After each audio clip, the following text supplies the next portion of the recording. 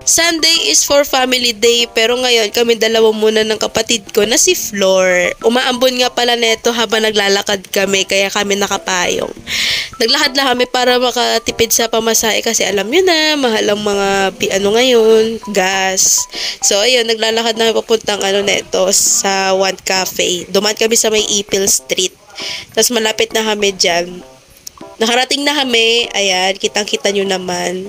Kami pa lang yung tao dyan nung dumating kami, pero nung naka-order na kami, may dumating. Ewan ko, parang mayroon talaga kami powers na pag pumasok kami sa isang lugar na walang tao, nagkakaroon ng tao. So, ayun, nakabili na kami. After niyan, inantay lang namin tumila konti yung ambon, tapos lumabas na papuntang Ayala. Tumambay muna kami sa CR kasi nagpaganda muna kami dalawa. Tapos pumunta kami ng Tom's World para maglaro kasi ang boring ng buhay namin. Nilaro pala namin dyan yung basketball tsaka yung baril-baril dyan. Bang, bang.